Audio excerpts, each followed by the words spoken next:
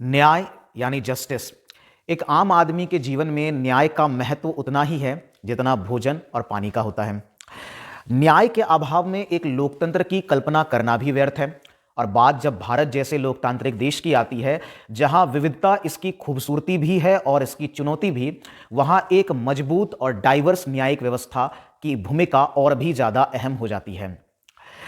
यह इस देश का सौभाग्य है, इस देश के नागरिकों का सौभाग्य है कि यहाँ का एक गरीब से गरीब व्यक्ति भी इस देश की सर्वोच्च न्यायिक व्यवस्था या फिर सर्वोच्च न्यायिक संस्था सुप्रीम कोर्ट के दरवाजे कभी भी खटखटा सकती है। सुप्रीम कोर्ट हमेशा ही इन नागरिकों के अधिकारों, उसके अधिकारों की रक्षा के लिए हमेशा ही तत्पर रहती है। यह इस देश का खैर सौभाग्य है कि हमें ऐसी न्यायिक व्यवस्था मिली है, ऐसे न्यायिक प्रक्रियाएं दी गई हैं संविधान निर्माताओं द्वारा, जिससे आज हम अपने अधिकारों की बात कर सकते हैं। हम आज के इस वीडियो में ऐसी ही एक न्यायिक प्रक्रिया और ऐसी एक केस को समझेंगे जो भारतीय न्यायिक प्रक्रिया के कई सारे है ना जो पॉइंट्स हैं और उसको आपको समझने में मदद करेगी, है ना। हम कई सारी चीज़ों को, अहम बातों को समझेंगे और हम एक ऐसे घटनाक्रम को भी समझेंगे जिसने दरिंदगी की एक हद पार कर ली, है ना। हम एक ऐसी घटना को समझेंगे जिससे हमें बहुत कुछ, एक सामाजिक व्यक्ति के रूप में बहुत कुछ सीखने की और समझने की भी जरूरत है। नमस्कार, मेरा नाम है ज्ञानेश्वर और आप हैं मेरे साथ द लर्न विद ज्ञानेश्वर के इस यूट्यूब चैनल पर एक बहुत ही महत्वपूर्ण डिस्कशन के लिए। जितने भी व्यूअर्स इस वीडियो को देख रहे हैं, मैं उनसे एक आग्रह करना चाहता हूं कि जब आप इस वीडियो को देख रहे हैं तो और इस केस की, इस कहानी को आप समझ रहे हैं, तो उस समय इसको किसी एक धर्म से ना जोड़ें, क्योंकि यह घटना किसी एक धर्म की नहीं बल्कि एक भारतीय महिला की है, एक भारतीय नागरिक के साथ हुए दरिंदगी की कहानी है और उस पर न्यायिक व्यवस्था के और किस तरह से न्यायिक व्यवस्था ने उन्हें न्याय दिलाने में मदद की है। ठीक है, उन सभी कहानी को पढ़ेंगे, उन लोगों को भी पढ़ेंगे जिन्होंने बिल्किस बानो को, ये कहानी चूंकि बिल्किस बानो की है तो हम ये भी देखेंगे कि वो लोग जिन्होंने बिल्किस बानो की मदद की, है ना, उनको भारत के सर्वोच्च न्यायिक संस्था तक उन्हें पहुंचाया और उन्हें न्याय दिलाने में मदद की। और ये कहानी कोई एक दिन की कहानी नहीं है, ये केस पिछले 21 सालों का है ना। आपको पता होगा 2002 की वो घटना, है ना, जो गोधरा ट्रेन कांड है, वहीं से इस घटना की शुरुआत होती है। ये सारी चीजें हम लोग यहां पर डिस्कस करेंगे। तो चलिए हम लोग वीडियो को शुरू करते हैं। और ये आप जो पीछे फोटो देख रहे हैं, है ना, ये है बिल्किस बानो जिनके साथ वो घटना हुई थी और जिन्होंने एक लंबी लड़ाई लड़ी न्यायिक प्रक्रिया में, है ना, और आखिरकार उन्हें न्याय मिला। इन्हीं से संबंधित जो है सुप्रीम कोर्ट की एक नई जो है बेंच बनी थी हाल फिलहाल 2023 में, जिसमें जस्टिस वीबी नागरत्ना और जस्टिस उज्जवल भुयन थे। ठीक है, जिन्होंने 8 जनवरी को एक, है ना, जजमेंट देते हैं और इस जजमेंट में जो बिल्किस बानो केस में जो दोषी थे, जो 11 दोषी जो जेल में सजा काट रहे थे, है ना, उनकी रिहाई को रद्द कर दिया है और उनको वापस से जेल जाने को कहा गया है। ठीक है, इस कहानी को समझते हैं। चलिए वीडियो को शुरू करते हैं। आपको पता है जो लोग चैनल पे कर नए हैं, चैनल को सब्सक्राइब कर लीजिए। मैं इसी तरह के डिस्कशन वीडियो आपके लिए हमेशा लेकर के आता हूं। ये वीडियो आपके इस समाज के हर एक नागरिक के लिए इंपॉर्टेंट है। आप तैयारी कर रहे हैं तो भी, अगर आप तैयारी नहीं कर रहे हैं, आप एक आम आदमी हैं, आप किसी भी उम्र के हैं, आपको यह कहानी समझनी चाहिए, यह केस समझना चाहिए। इसका कारण एक तो बिल्किस बानो की स्टोरी ही उस तरह की है और दूसरा है इसमें जो न्यायिक प्रक्रिया है, क्योंकि यह न्यायिक प्रक्रिया का सामना किसी को कभी भी करना पड़ सकता है। न्याय बहुत महत्वपूर्ण चीज है। ठीक है, मैंने बहुत सारे ऐसे लोगों को देखा है जो डर कर आगे नहीं बढ़ते, वो अपने लिए लड़ते नहीं है। बिल्किस बानो उन सबके लिए एक एग्जाम्पल है जिन्होंने हजारों लाखों लोगों से कही एक तरह से वो लड़ी, ठीक है, सरकार से लड़ी, ठीक है, और आखिरकार उन्हें वो न्याय मिला भी। तो हमें डरने की जरूरत नहीं है। हमारी न्यायिक व्यवस्था इतनी मजबूत है कि वो हमें न्याय दे, वो अंततः हमें न्याय मिलेगा ही वहां से। ठीक है, तो हम लोग ऑब्वियसली जो न्यूज है उसके बारे में मैंने थोड़ा बहुत आपको जानकारी दे दी, हम उसको डिस्कस करेंगे। हम बिल्किस बानो के केस को पूरा समझेंगे, क्या है पूरा मामला, इस पूरे जो 21 वर्षों की ये पूरी कहानी है, ठीक है, उसको हम लोग समझेंगे। हम सुप्रीम कोर्ट के जो इस मामले पर उनकी टिप्पणियां है, ये जो बेंच नहीं बनी थी, उस बेंच की टिप्पणियों पर बात करेंगे। हम ये भी बात करेंगे कि आखिर इतने जघन्य अपराध करने वाले कैदियों को किस आधार पर छोड़ दिया गया, क्योंकि उन पर हत्या का, है ना, उन पर बलात्कार का, सामूहिक बलात्कार का जो है वो आरोप था, वो आरोप सिद्ध भी हो गया था। ठीक है, तो बहुत बड़ा जघन्य अपराध था, इसके बावजूद उनको रिहाई आखिर कैसे मिल गई थी। ठीक है, और हमारे देश में कैदियों की रिहाई को लेकर किस तरह के कानून उपलब्ध हैं। जब मैं कैदियों की रिहाई की बात करता हूं, मेरा मतलब है सजा माफी से। आपने कई बार ऐसा सुना होगा कि जो कैदी हैं उनको सजा माफ कर दी जाती है, उनकी सजा कम कर दी जाती है। तो आखिर सजा माफी की प्रक्रिया क्या है, किस तरह के कानून उपलब्ध हैं और किस केस में कितनी सजा माफी है, ये सब चीजों को हम लोग यहां पर समझेंगे। इसलिए ये वीडियो बहुत अहम भी है और बिल्किस बानो मामले में आगे क्या संभावनाएं, आगे क्या पॉसिबिलिटीज हैं, इन सभी बातों को हम लोग यहां पर डिस्कस करेंगे। चलिए हम लोग सबसे पहले देखते हैं कि न्यूज क्या है आगे। ठीक है, आप ये देख रहे हैं, ठीक है, ये वो 11 अपराधी हैं जिनको 2022 में छोड़ दिया गया था, है ना, और ये हैं बिल्किस बानो, जिनकी तस्वीर आपने पहले भी देख ली, ठीक है। चलिए आते हैं और कहानी है 8 जनवरी 2024 की, ठीक है। सुप्रीम कोर्ट की बेंच ने बिल्किस बानो मामले में गुजरात सरकार द्वारा, है ना, पहले ही समय से पहले रिहा किए गए 11 दोषियों को पुनः वापस से जो है 2 हफ्ते के अंदर वापस जेल में डालने की बात कही, ऑर्डर दिया। सुप्रीम कोर्ट ने गुजरात सरकार के फैसले को पलटते हुए यह कहा कि इस मामले में सुप्रीम कोर्ट के पास गुजरात सरकार और रिहाई की याचिका देने वाले जो राधेश्याम, जो उन कैदियों में से एक कैदी हैं राधेश्याम, है ना, इनके द्वारा जो है झूठे तथ्य रखे गए सुप्रीम कोर्ट के सामने, ऐसा कहा गया, है ना।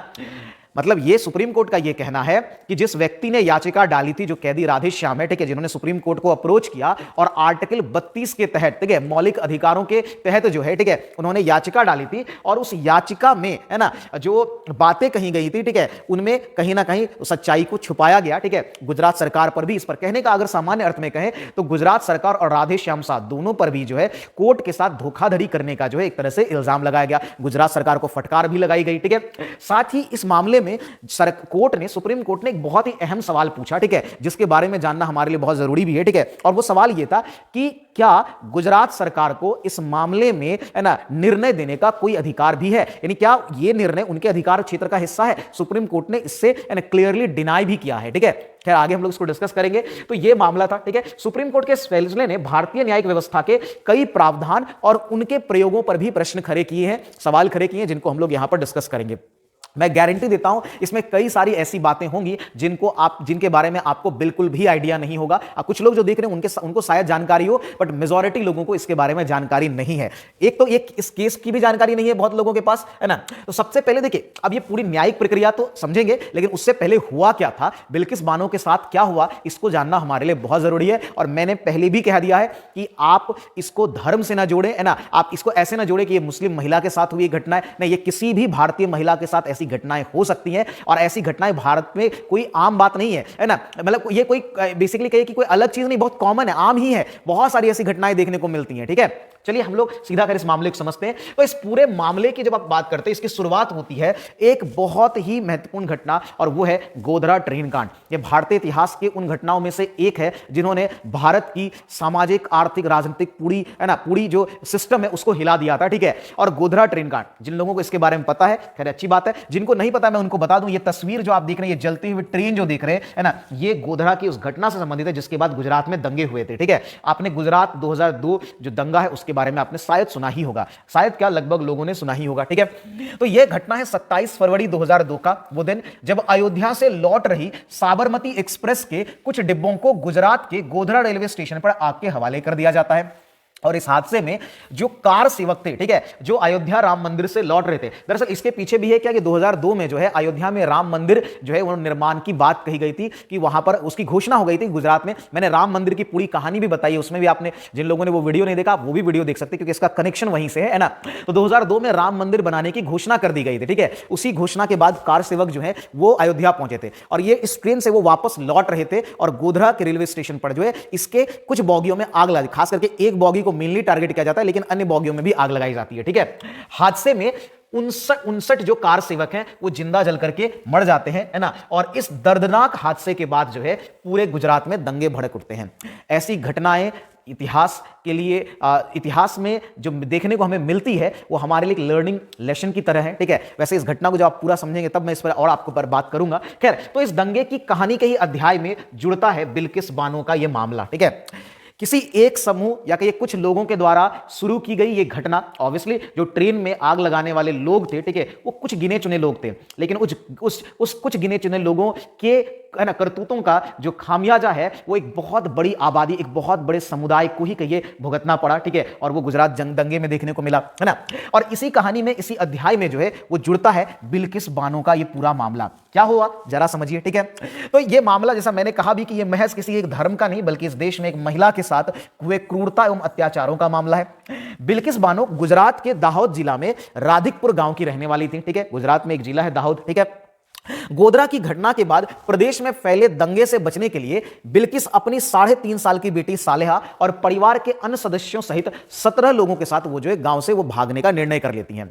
वो अपने गांव को छोड़कर भागने का फैसला करती हैं। उस वक्त बिल्किस की उम्र मात्र 21 साल की थी वो, है ना, और वो 5 महीने की गर्भवती भी थी, यानी कि 5 मंथ के वो प्रेग्नेंट भी थी, और उनकी एक बेटी थी जिनका नाम सालेहा था। ठीक है, चलिए आगे बढ़ते हैं और इस कहानी में आगे समझते हैं। कई दिनों तक इधर उधर छुपने के बाद आता है वो 3 मार्च 2002 का वो दिन जिस दिन बिल्किस के साथ ये क्रूरता हुई, उनके साथ ये अत्याचार हुआ। और हुआ क्या, तो बिल्किस बानो और उनका परिवार जो है वो गुजरात का एक गांव है छप्परवार गांव, ठीक है, वहां से पन्नीवेला गांव की ओर जो है जाने वाले वो कच्चे रास्ते के पास जो है वो खेत में छुपे होते हैं। और तभी क्या होता है, तलवार, लाठी, गरसा, ये सब जो लिए लोग हैं, 20 से 30 लोगों की भीड़ के द्वारा जो है उन पर हमला कर दिया जाता है। फिर क्या होता है, बिल्किस और अन्य महिलाओं को बुरी तरीके से पीटा जाता है, उनके साथ सामूहिक बलात्कार किए जाते हैं, जिनमें उनकी मां भी शामिल थी, है ना, उसमें एक ऐसी महिला भी शामिल थी जिनका, है ना, जिनके हाथों में कहिए कि कुछ ही दिनों का बच्चा भी था, उनके साथ भी बलात्कार जैसी घिनौनी हरकत की जाती है। ठीक है, और उसके बाद क्या किया जाता है, तो उसके बाद परिवार के, बिल्किस के परिवार के 7 सदस्यों और अन्य जो लोग थे उनमें भी कुछ लोगों को, है ना, कुल कहा जाता है कि 8 लोगों को, है ना, मौत के घाट उतार दिया जाता है। और हमले में केवल बिल्किस जो उस समय बेहोश की अवस्था में थी, है ना, और लोगों को यह लगा कि शायद ये मर चुकी हैं, ठीक है, एक आदमी और एक 3 साल का बच्चा ये बच जाता है। ये तीनों लोग जो है वो इस घटना में बच जाते हैं ना। हमले के बाद बिल्किस कम से कम 3 घंटों तक बेहोश रहती है, और होश में आने के बाद उसने वहीं पर, है ना, एक आदिवासी से कपड़े लेकर के, एक आदिवासी महिला से कपड़े लेती हैं, और वो एक होम गार्ड से मिली जो उसे लिमखेड़ा पुलिस स्टेशन, अब ये पुलिस स्टेशन इनकी, है ना, इस पूरी कहानी में एक बहुत इंपॉर्टेंट रोल प्ले करता है। कारण है ये लिमखेड़ा पुलिस स्टेशन उनको ले गया। उन्होंने हेड कांस्टेबल, है ना, सोमा भाई गौरी के पास जो है शिकायत दर्ज कराई।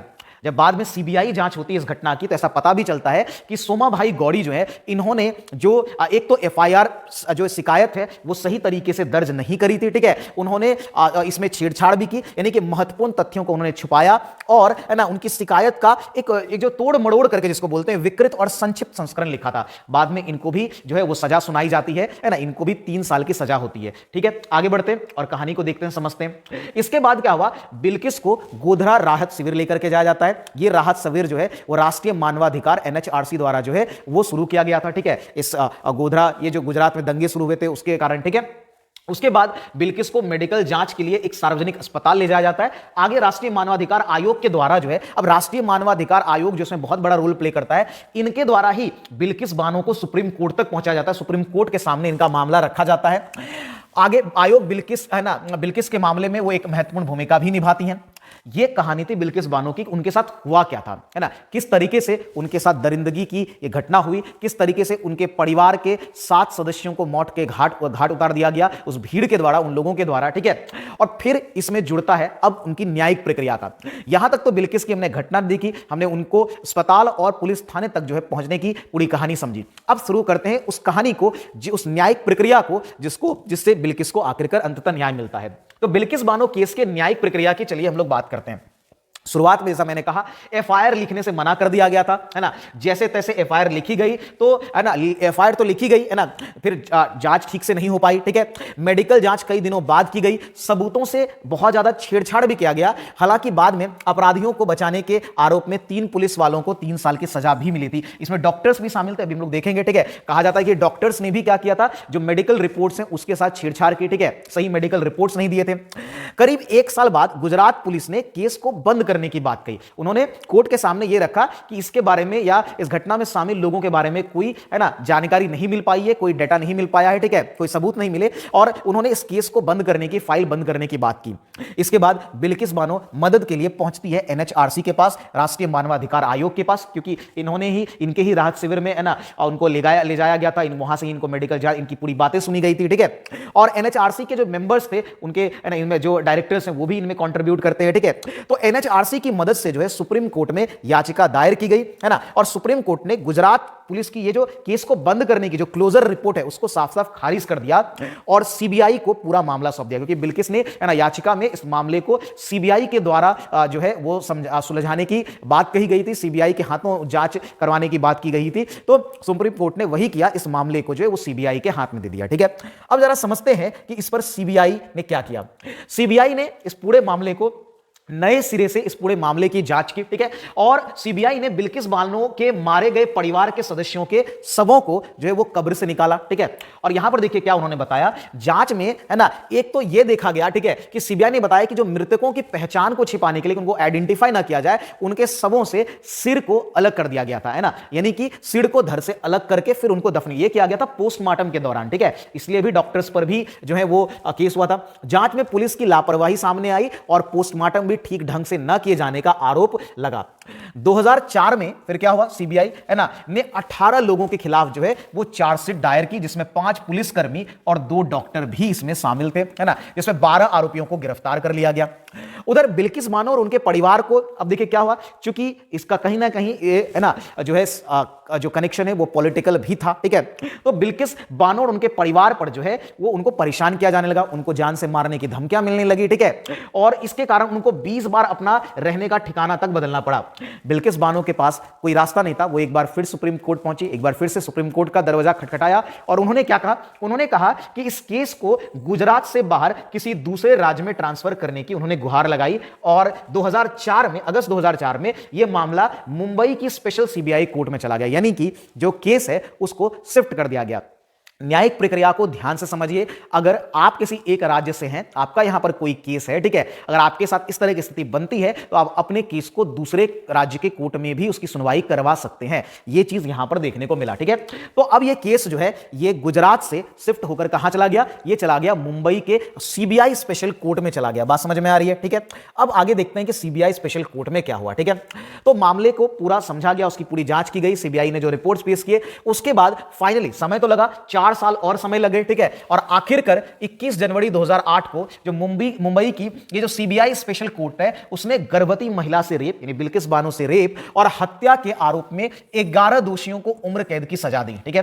जिस 11 दोषियों की बात हम लोग कर रहे हैं, जिसकी तस्वीर मैंने आपको पीछे दिखाई थी, है ना। हालांकि 7 लोगों को सबूत न होने की वजह से, जितने लोगों पर चार्जशीट थी, है ना, उसमें 7 लोगों को सबूत न होने की वजह से छोड़ दिया गया, लेकिन 11 लोगों को जो है वो उम्र कैद की सजा हुई, ठीक है। इनमें 5 पुलिसकर्मी और 2 डॉक्टर भी शामिल थे, जिन पर आरोपियों को बचाने और सबूतों को छेड़छाड़ करने का आरोप था। एक दोषी की ट्रायल के दौरान मौत हो गई थी। ये सब बातें अदालत ने माना कि ये लोग जो है, ठीक है, जैसे जसवंत भाई, है ना, नाई, है ना, गोविंद भाई नाई और नरेश कुमार, है ना, मोरदिया, ठीक है, मृतक जो मर गए थे, है ना, ने बिल्किस के साथ इन लोगों ने मिलकर के बलात्कार किया। जबकि एक व्यक्ति है शैलेश, है ना, भट्ट, उन्होंने उसकी बेटी सालेहा को जमीन पर पटक पटक कर मार डाला था, ऐसा, या पत्थर पर बेसिकली कहा जाता है कि पटक कर उसको मार दिया गया था। इतनी दरिंदगी की गई थी, ठीक है, इन लोगों के द्वारा।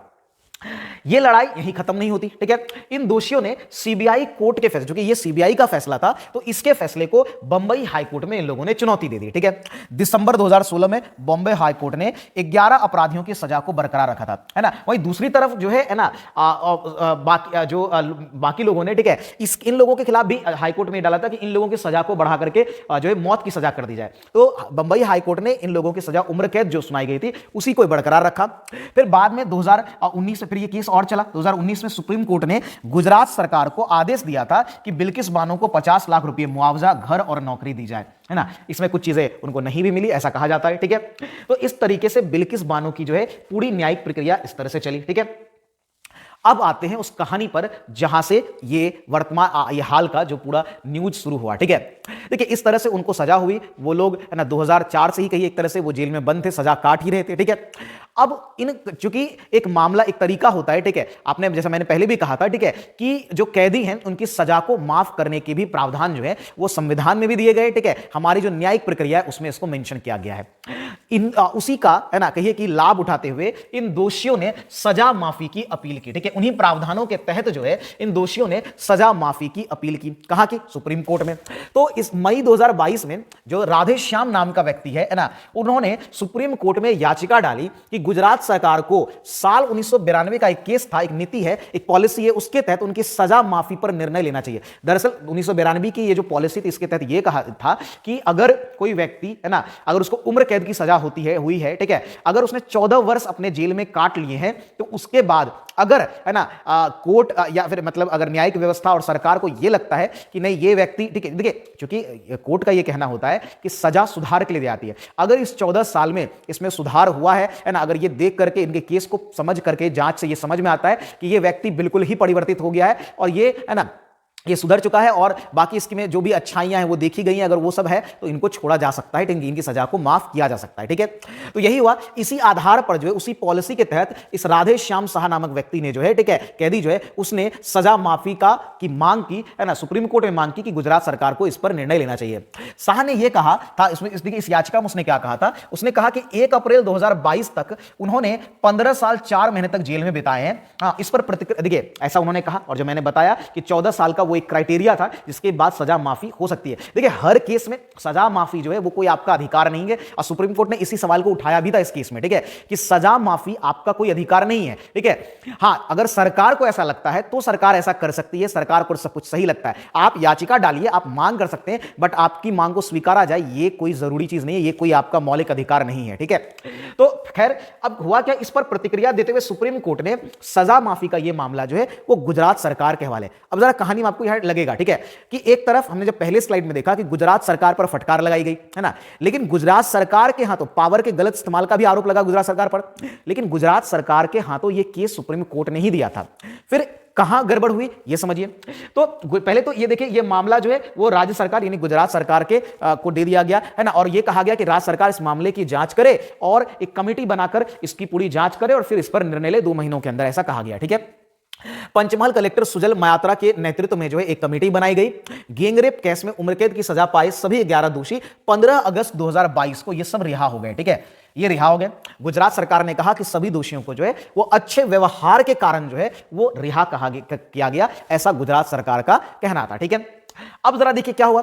अब जायज है, इन्होंने रिहाई की याचिका डाली थी, इनको रिहाई कुछ आधार पर मिल गई, लेकिन बिल्किस बानो जो है वो बिल्कुल भी इस घटना से खुश नहीं थी, क्योंकि उनके साथ इतना अन्याय हुआ था, इतनी क्रूरता, इतनी दरिंदगी हुई थी, भला वो कैसे इसको स्वीकार करें। तो बिल्किस बानो ने नवंबर 2022 को सुप्रीम कोर्ट में 2 याचिकाएं दाखिल की, और ये याचिकाएं जो है वो दोषियों की रिहाई के खिलाफ थी। इसमें सभी दोषियों को फिर से जेल भेजने की उन्होंने मांग करी, उन्होंने मांग किया, और इसी से संबंधित फैसला आपका आया 2023 के 8 जनवरी को, जो आप देख रहे हैं वो फैसला आया है ना सुप्रीम कोर्ट ने इस मामले पर। अब जरा देखिए क्या कहा। ठीक है, ये वो बेंच है, मैंने इसकी तस्वीर आपको पहले भी दिखा दी। गुजरात सरकार के आदेश को पलटते हुए सुप्रीम कोर्ट ने यह कहा कि पीड़िता की तकलीफ को समझना जरूरी है। ठीक है, और यहीं से गुजरात सरकार पर जो है वो आरोप शुरू हुए, कोर्ट द्वारा ये आरोप लगाए गए हैं। ठीक है, और आरोप है, एक तो गुजरात सरकार ने बिल्किस बानो की स्थिति की जांच नहीं की, यानी उनकी तकलीफ को नहीं समझा। ठीक है, उसके बाद देखिए क्या हुआ, जस्टिस बीवी नागरत्ना और जस्टिस जो उज्जवल भुयन है, जो आप यहां पर देख भी रहे होंगे, इस बेंच ने फैसला सुनाते हुए कहा कि अपराध का एहसास होने के लिए सजा दी जाती है। कोर्ट ने यह भी कहा कि एक महिला सम्मान के हकदार हैं, चाहे उसका धर्म या पद कोई भी हो, है ना। साथ ही कोर्ट ने यह सवाल भी पूछा कि क्या महिलाओं के प्रति इस तरह के जघन्य अपराध में सजा की छूट दी जा सकती है। इस पर भी सवाल जो है ये सुप्रीम कोर्ट ने सामने रखा। ठीक है, कि किस तरीके कैसे जो है गुजरात सरकार ने इतने बड़े जघन्य अपराध के केस में जो है वो सजा माफी दी। अब देखिए केस को थोड़ा यहां पर समझिए, सुप्रीम कोर्ट खुद ही आदेश देते हैं, फिर सुप्रीम कोर्ट सवाल खड़े करते हैं।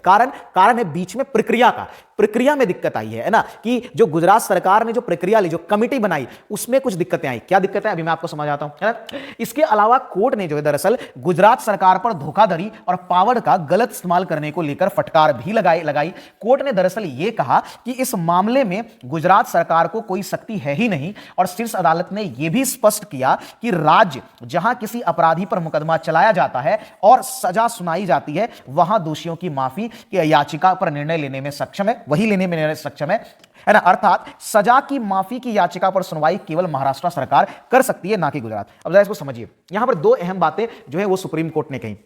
पहला देखिए, सुप्रीम कोर्ट ने क्यों फटकार लगाई, क्यों धोखाधड़ी का आरोप जो है गुजरात सरकार और जो आपका राधे श्याम साहा है उस पर लगाया था। कारण था, देखिए सुप्रीम कोर्ट जाने से पहले जो है राधे श्याम साहा ने सजा माफी की याचिका गुजरात हाई कोर्ट में दरअसल डाली थी। ठीक है, गुजरात हाई कोर्ट ने उस समय इसको रिजेक्ट कर दिया था, यह कहते हुए कि यह उनके अधिकार का क्षेत्र नहीं है। ठीक है, अब जो बिल्कुल सही था, ठीक है, कि नियम यह होता है कि जहां से व्यक्ति को सजा हुई है, यानी कि जिस राज्य के कोर्ट द्वारा किसी व्यक्ति को सजा सुनाई गई है, उसी राज्य को यह अधिकार है कि वो उसकी सजा माफी कर सकता है।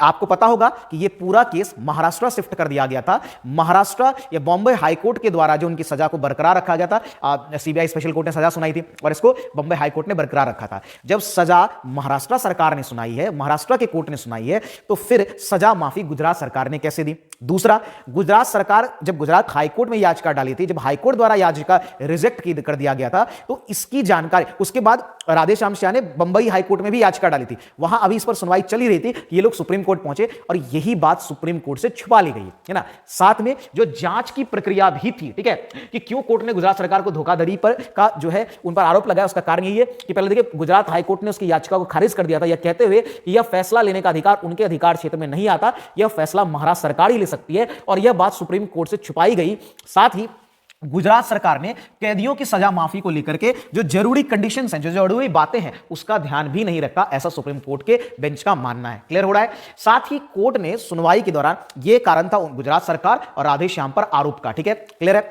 लेकिन इस केस ने और भी कई अहम सवाल खड़े कर दिए। ठीक है, कोर्ट की सुनवाई के दौरान कुछ महत्वपूर्ण जो बातें सामने आई, उसमें सबसे पहले आपको याद होगा, मैंने कहा भी था कि राधेश्याम शाह ने धारा 32 के तहत जो है वो याचिका दायर की थी। तो सवाल यह है कि क्या धारा जो हमारा संविधान का जो अनुच्छेद 32 है, जिसके तहत हम अपने मौलिक अधिकारों को लेकर के सुप्रीम कोर्ट या हाई कोर्ट में याचिका डाल सकते हैं, सवाल यह था कि इस तरह के केसेस जो हैं, क्या वो धारा 32 के तहत उसकी सुनवाई की जा सकती है? क्या सजा में छूट के आदेश पर सवाल उठाने वाली जनहित याचिकाएं सुनवाई योग्य हैं, है ना? क्या, है ना, गुजरात सरकार इस आदेश को पारित कर सकती है? क्या सजा में छूट देना नियमों के अनुकूल था? जो इनको सजा दी गई, छूट दी गई, जो इनकी सजा को सीधा कम कर दिया गया, इनको रिहा कर दिया गया, क्या यह अनुकूल था? क्या इसकी, है ना, पूरी इसके प्रभाव की, है ना, इसके आने वाले क्या कि अगर हम ऐसा करते हैं कि ऐसे जघन्य अपराध करने वाले कैदियों को अगर हम छोड़ देते हैं समय से पहले, तो क्या ये आने वाले समय में अपराधों को और बढ़ावा नहीं देगा? क्या ये समाज हित में है? ऐसे कई सारे सवाल जो हैं वो खड़े हुए, सुप्रीम कोर्ट ने खड़े किए दरअसल। ठीक है, अब जरा समझते हैं इसके आगे की कहानी को। ठीक है, अब देखिए क्या हुआ। अब यह सवाल बनता है, ठीक है, कि आखिर इतने जघन्य अपराध करने वाले कैदियों को किस आधार पर रिहा किया गया? आपने जो लोग वीडियो देख रहे होंगे उनके दिमाग में यह सवाल तो कई बार पहले ही आ चुका होगा कि आखिर आपको लगा सरकार ने कुछ गड़बड़ी कर दी। बहुत लोग तो ऐसा सोच रहे होंगे कि गुजरात सरकार ने, चूंकि गुजरात के लोग हैं, हिंदू हैं, इसलिए शायद छोड़ दिया होगा। नहीं, बात सिर्फ इतनी नहीं है, इतना सामान्य नहीं है। यह न्यायिक प्रक्रिया में कुछ चीजों को जानना जरूरी है। देखिए, गड़बड़ी हुई है, लेकिन गड़बड़ी कुछ और कारण से, इसका धार्मिक राजनीतिक पहलू ही नहीं है, इसका न्यायिक प्रक्रिया का भी एक पहलू है। ठीक है, देखिए दरअसल क्या है कि आपको पता होगा कि हमारे यहां, है ना, जो है अभी तो उसका इसमें बदलाव भी हुआ है, आईपीसी जो भारतीय दंड संहिता था, और एक है सीआरपीसी जिसको दंड प्रक्रिया संहिता कहते हैं, सीआरपीसी। इसमें कुछ कानून है, कुछ प्रावधान है, और जिसके तहत जो है वो लोगों को, यानी कि अपराधों को या अपराधियों को बोलिए, कि वो छोड़ा जा सकता है, उनकी सजा को कम किया जा सकता है। और जरा इसको बढ़िया समझिए, सीआरपीसी जेल की सजा में दंड परिहार, परिहार का मतलब होता है छूट एक तरह की, तो दंड परिहार का प्रावधान करती है, जिसका अर्थ सिंपल सा है कि पूरी सजा या फिर उसका एक हिस्सा जो है वो कम किया जा सकता है, रद्द किया जा सकता है। और इससे संबंधित दो धाराएं हैं, एक है धारा 432, है ना, आईपीसी का, सीआरपीसी का, और एक है धारा 433। ठीक है, ये दोनों ही धाराएं जो है, आपने, है ना, सुना होगा कि राष्ट्रपति और गवर्नर जो राज्यपाल है उसके पास होता है, अभी भी उसकी बात मैं करूंगा, लेकिन ये अधिकार जो है सरकार के पास, यानी सजा माफी के अधिकार सरकार के पास भी होते हैं, और वो सीआरपीसी की ये दो धारा के अकॉर्डिंग होता है, जिसके तहत उपयुक्त सरकार जो है, यहां एक उपयुक्त सरकार वाली समस्या आई थी, जो इस केस में धोखाधड़ी को लेकर के जो मुद्दा उठा वो ये था कि गुजरात सरकार ने निर्णय दिया, लेकिन गुजरात सरकार उपयुक्त सरकार नहीं थी। ठीक है, तो उपयुक्त सरकार किसी सजा को पूरी तरह या आंशिक रूप से शर्तों के साथ या उसके बिना भी निलंबित या माफ कर सकती है, यानी वो कुछ शर्त रख सकती है, बिना शर्त के भी माफ कर सकती है, ये सब बातें, है ना। धारा 433 के तहत किसी भी सजा को उपयुक्त सरकार द्वारा कम किया जा सकता है ना। यह शक्ति राज्य सरकारों को उपलब्ध है, यह बहुत महत्वपूर्ण बात है, ध्यान में रखिएगा, ताकि वे जेल की अवधि पूरी करने से पहले कैदियों को रिहा करने का आदेश दे सके। और ऐसा इसलिए दिया है कि वो, अगर बहुत सारे ऐसे कैदी देखने को मिलते हैं जिनसे अपराध गलती से हो गया, या फिर कहिए कि उस समय जिस समय उनसे अपराध हुआ वो गलत मानसिकता में थे, लेकिन इसके बाद जो है उनकी मानसिकता में बहुत बड़ा बदलाव देखने को मिलता है, वो अब आने बाद के समय में सामाजिक कार्य के लिए उपयोगी साबित हो सकते हैं, है ना। ये इस तरह के उदाहरण पेश करने के लिए भी सरकार जो है वो सजा को माफ करती है, और ऐसे प्रावधान दिए गए हैं, है ना। चलिए आगे बढ़ते हैं। दंड परिहार देने का निर्णय, अब यहां पर जो अभी हमने कहा भी था कि उस राज्य के अधिकार क्षेत्र में होना चाहिए जहां दोषियों को सजा सुनाई गई थी, यही इस केस का सबसे बड़ा जो है ना फॉल्ट रहा। ठीक है, ना कि जहां अपराध हुआ था, जहां उन्हें कैद किया गया। मतलब यह हुआ कि राज्य सरकार को जो है वो दंड परिहार का प्रावधान है, लेकिन जहां पर कैदियों को सजा सुनाई गई, यानी कि जिस राज्य के कोर्ट द्वारा सुनाई गई है उसी राज्य सरकार को होगी, ना कि उसको जहां पर वो लोग सजा काट रहे हैं, जिस जेल में, है ना, या जहां घटना हुई है उस सरकार को ऐसा कोई प्रावधान या ऐसी कोई अधिकार नहीं है। इसके अलावा अगर बात करें तो कैदियों की रिहाई को लेकर के और भी दो महत्वपूर्ण कानून हैं, और वो संविधान का अनुच्छेद 72 और दूसरा है अनुच्छेद 61। ठीक है, अनुच्छेद 72 और 61 जो है, 72 वो हमारे देश के राष्ट्रपति को किसी भी व्यक्ति की सजा को क्षमा, उसका लघुकरण, विराम, प्रविलंबन कर सकता है, यानी कि राष्ट्रपति को अधिकार देता है कि वो किसी व्यक्ति की सजा माफी कर सकता है, सजा को समाप्त कर सकता है। और इसी तरह के समान अधिकार अनुच्छेद 161 में ये राज्यपाल के पास दिए गए हैं, यानी कि राज्यपाल को भी क्षमा, प्रविलंबन, विराम और परिहार ये सब दे सकता है, या सजा को निलंबित या हटा या कम कर सकते हैं, ऐसे अधिकार ऑलरेडी हमारे कॉन्स्टिट्यूशन में। मतलब यह हुआ कि सजा माफी के अधिकार या फिर उसके प्रावधान संविधान में भी है ना, अनुच्छेद आपका 72 और अनुच्छेद 161 इसकी पुष्टि करता है। इसके अलावा जो हमारी जो दंड जो प्रक्रियाएं हैं, ठीक है, यानी कि सीआरपीसी है, ठीक है, उसके द्वारा भी जो है राज्य सरकार को यह अधिकार दिया गया है कि वो सजा माफी कर सकते हैं, लेकिन किस केस में और किन शर्तों के साथ, यह महत्वपूर्ण है। जब मामला इतना जघन्य हो, इस तरह की क्रूरता, इस तरह की दरिंदगी हुई हो, ऐसे केसेस में ऐसे कैदियों को रिहा करना या उनकी सजा माफ करना वो सामाजिक हित में तो बिल्कुल भी नजर नहीं आता, है ना। आप अगर यही सवाल जो है सुप्रीम कोर्ट ने भी रखा कि ऐसे केसेस में इनकी सुनवाई करना सही नहीं, मतलब इनको रिहा कर देना, है ना, सही नहीं है। और कोर्ट ने इसी पर सरकार को फटकार भी लगाई कि आपने इसकी जांच सही से नहीं की, आपने वास्तविक स्थिति को नहीं समझा, आपने ये नहीं ध्यान दिया, है ना, कि कमेटी ने इस बात पर ध्यान नहीं दिया कि अगर ऐसे कैदी रिहा होंगे तो इसका समाज पर क्या प्रभाव पड़ेगा, है ना। साथ में गुजरात सरकार, जो मैंने कहा भी कि इसका अधिकार क्षेत्र गुजरात सरकार के पास नहीं बल्कि महाराष्ट्र सरकार के पास जो है इससे संबंधित जो है वो अधिकार थे, है ना। अब एक सवाल जो बनता है वो सवाल अहम हो जाता है। अब सवाल है, आपके मन में ये भी सवाल अभी तक उठ गया होगा, क्या अगर महाराष्ट्र सरकार ने सजा माफ कर दी होती तो क्या ये सही होता? देखिए, अगर ये मामला महाराष्ट्र सरकार के पास जाती और महाराष्ट्र सरकार ने अगर इनकी सजा माफ कर दी होती तो बिल्कुल, है ना, ये मान्य होता, है ना, और इसमें कोई दोहराई नहीं है कि इस पर, है ना, ये मान्य नहीं होता। लेकिन यहां पर कुछ बातें और भी महत्वपूर्ण है, ठीक है। देखिए, ये उम्मीद थोड़ी कम की जा सकती है कि महाराष्ट्र सरकार जो है इस सजा को माफ करने वाली थी, क्योंकि ऐसा जहां तक रिपोर्ट का मानना है कि महाराष्ट्र सरकार इस पर डिनाई ही करने वाली थी, लेकिन इससे पहले ये लोग सुप्रीम कोर्ट पहुंच गए थे, ठीक है, और उनकी सजा माफ हो गई। सुप्रीम कोर्ट ने जो आदेश गुजरात सरकार को दिए थे उन्हें उनकी पूरी खबर भी नहीं थी, ठीक है। चलिए, अब आगे इन लोगों के लिए, जो लोग कैदी हैं उनके लिए रहा क्या है? उनके लिए पहले तो भाई ये है कि आप जो 2 हफ्ते के अंदर आप सरेंडर करिए, आप जेल जाइए, ठीक है, फिर आप जो है कुछ समय बाद, यानी कि 30 दिनों के बाद जो है, ठीक है, 30 दिनों के अंदर जो है आप सरकार, यानी कि सुप्रीम कोर्ट के फैसले पर जो है आप उसके खिलाफ याचिका डाल सकते हैं, यानी कि पुनर्विचार का याचिका दायर आप कर सकते हैं। यानी कि होता यह है कि अगर कोर्ट ने कोई डिसीजन लिया है तो उसके 30 दिन के अंदर आप पुनर्विचार को लेकर के याचिका डाल सकते हैं। इसके अलावा जो दोषी हैं वो फिर से महाराष्ट्र सरकार जो है या कि बॉम्बे हाई कोर्ट है वहां पर याचिका डाल सकते हैं। अगर किसी भी तरह बॉम्बे हाई कोर्ट ये कन्विंस हो जाती है कि इनकी सजा माफ कर दी जाए तो फिर ये माफ हो सकती है, लेकिन, है ना, इसकी उम्मीद कम लगती है, क्योंकि जिस तरह के अपराध हैं, मतलब इन 2 लोगों के द्वारा किए गए हैं, ठीक है, और ऐसे अपराधियों को, है ना, उनकी या उनकी सजा को माफ करना कहीं से भी सामाजिक हित में तो नजर नहीं ही आता है। बाकी आप लोग इस पर क्या विचार रखते हैं, बिल्किस बानो मामले पर आपका क्या विचार है, आप जरूर रखें। मैं उम्मीद करता हूं आप सभी से कि आप लोग इसे धर्म से जोड़ करके, है ना, कोई भी कमेंट ना करें, क्योंकि ये सिर्फ एक धार्मिक, ये एक धर्म का केस नहीं है, ये एक देश की महिला का केस है, और इसलिए मैंने ये वीडियो आपके सामने मैं लेकर के आया कि इसको आप हमें समझना चाहिए। और ये एक सीख भी है कि इस तरह की दरिंदगी से, है ना, समाज को, लोगों को बचना चाहिए, दूर रहना चाहिए। चाहे गोधरा का कांड हो या फिर गोधरा के कांड में भी जो हुआ वो बिल्कुल भी सही नहीं था, लोगों के साथ अन्याय हुआ, ठीक है। उसके बाद चाहे बिल्किस बानो के साथ इस तरह के केसेस हुए, ये सभी जो हैं वो निंदनीय है, ये सारी घटनाएं दर्दनाक है ना, असहनीय है। ये भारत जैसे खूबसूरत देश के लिए ये एक धब्बा बन जाता है, ये एक दाग बन जाता है। हमें इसे सीख लेने की जरूरत है और एक बेहतर समाज के रूप में विकास करने की, उभरने की जरूरत है। ये वीडियो आप लोगों को कैसा लगा? अगर वीडियो अच्छा लगा होगा तो वीडियो को शेयर जरूर कर दीजिएगा। आज की वीडियो को मैं यही खत्म करता हूं। आप लोग जो भी सोचते हैं आप नीचे कमेंट बॉक्स में जरूर बताइए। इस वीडियो आपको कोई खास जानकारी हो, अगर आपको यहां कोई कमी लगी हो तो आप वो भी मेंशन कर सकते हैं। इस तरह के सभी तरह के सजेशंस के लिए ये चैनल वेलकम करता है आपका। बाकी आपको वीडियो अच्छा लगा हो तो वीडियो को शेयर करिए, चैनल को सब्सक्राइब करिए। आज के लिए इतना ही। जय हिंद। मिलते हैं अगले क्लास में नए मुद्दे, नए विवाद को लेकर के। धन्यवाद।